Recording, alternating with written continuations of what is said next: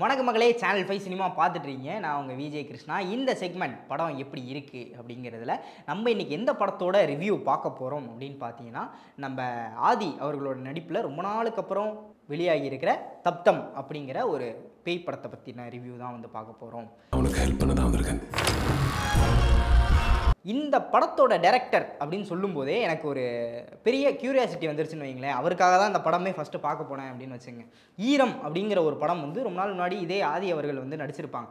அந்த படம் வந்து ஒரு தமிழ் சினிமாலே வந்த ஒரு டிஃப்ரெண்ட்டான பேய் ஜானர், ஒரு ஹாரர் ஃபிலிம் அப்படிங்கிற மாதிரி வச்சுக்கலாம். தண்ணி அதை கனெக்ட் பண்ணி ஒரு பேய் படம் வந்து பண்ணியிருப்பாங்க. அப்போதைக்கு இருக்கும்போது ரொம்ப ஃப்ரெஷ்ஷாக வந்து ஃபீல் ஆச்சு. ஸோ அவரோட படம் வந்து இது. மறுபடியும் இவங்க 2 பேர் இணையிறாங்க. இந்த சைடு வந்து சவுண்டை வச்சு நான் ப்ளே பண்ண போகிறேன், அதை வச்சு ஒரு ஹாரர் எலமெண்ட் கொண்டு வந்து ஒரு பேய் படம் வந்து பண்ண போகிறேன் அப்படின்னு கேட்கும்போதே வந்து எனக்கு இன்ட்ரெஸ்டிங்காக இருந்துச்சு. அந்த ட்ரெய்லரும் அந்த அளவுக்கு டிமாண்டிங்காக அமைஞ்சிருந்துச்சு.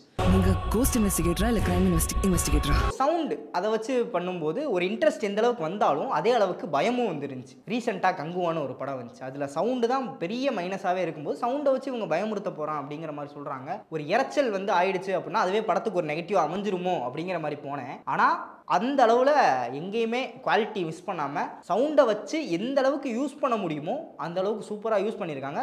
கிட்டத்தட்ட ஒரு சீனே வந்து வரும்.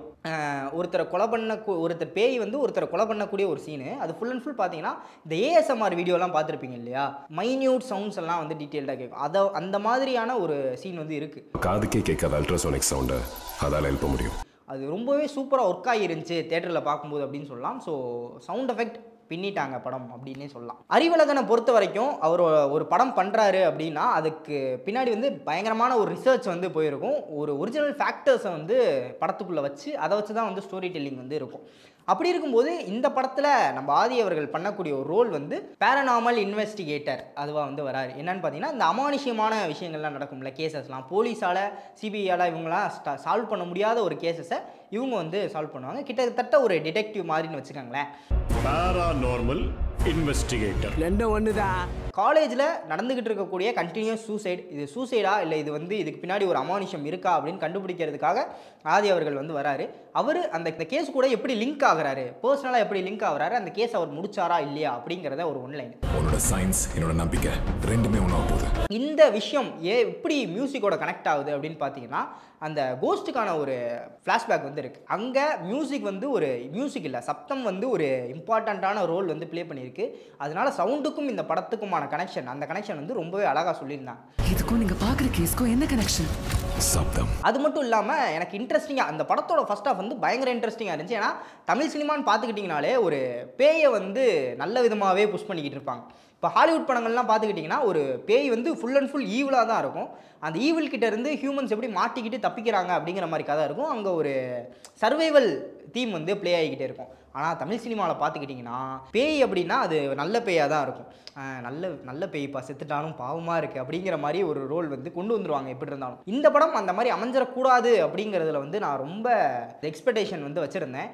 ஏன்னா ஒரு கெட்ட பேய்கிட்ட இருந்து சர்வைவல் த்ரில்லராக தமிழ் சினிமாவில் ஒரு படம் வராதா அப்படின்னு பார்த்தீங்கன்னா இந்த படம் அதுக்கு விதிவிலக்காக அமையலை அப்படின்னு சொல்லி தான் சொல்லணும். ஏன்னா இதுலேயும் அந்த பேய் சைடு வந்து ஓரளவுக்கு சாஃப்ட் கார்னர் வந்து காட்டியிருக்காங்க. அது வந்து கெட்டது கிடையாது அப்படிங்கிற மாதிரி காட்டினால அந்த ஒரு வகையில் வந்து ஏமாற்றம் தான். வாழ்கிற வாழ்க்கை சாகிற வரைக்கும் இல்லை, செத்துக்கு அப்புறம் ஒரு வாழ்க்கை இருக்குது.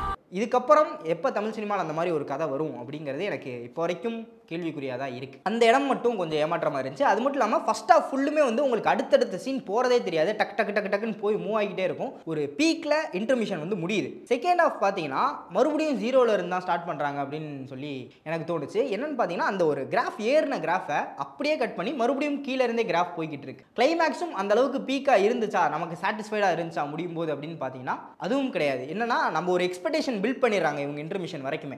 நம்ம மைண்ட் வந்து வேற எங்கெங்கேயோ இமேஜினேஷன் இருக்குது. ஆஹா அந்த லெவலில் போக போகுது, இந்த பேய் வந்து இவ்வளோ கொடூரமாக இருக்க போகுது, அதுன்னு பார்த்தா எதுவுமே இல்லை, இவ்வளோதான் சிம்பிள் அப்படிங்கிற மாதிரி சொல்லி முடிச்சது வந்து அதுவும் ஒரு இடத்துல ஏமாற்றமாக இருந்துச்சு. ஆனால் தேட்டருக்கு இந்த படம் வந்து ஒரு எக்ஸ்பீரியன்ஸ் அப்படிங்கிற மாதிரி சொல்லலாம். பயங்கரமான ஒரு புதுவிதமான எக்ஸ்பீரியன்ஸ் உங்கள் எல்லாருக்குமே கிடைக்கும்.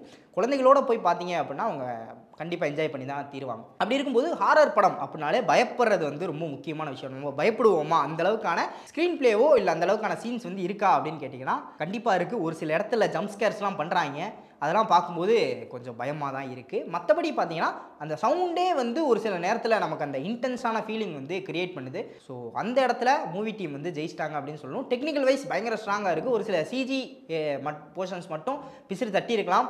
இந்த படத்துக்கான பட்ஜெட் அவ்வளோ காம்பேக்டான ஒரு பட்ஜெட். ஸோ அந்த வகையில் கொடுத்ததுக்கு பெஸ்ட்டாக பண்ணியிருக்காங்க இந்த படம் அப்படின்னு சொல்லி தான் நினைக்கிறேன். என்னை பொறுத்தவரை நீங்கள் கேட்டிங்கன்னா கண்டிப்பாக தேட்டரில் எக்ஸ்பீரியன்ஸ் பண்ண வேண்டிய ஒரு ஹாரர் ஃபிலிம் சப்தம்.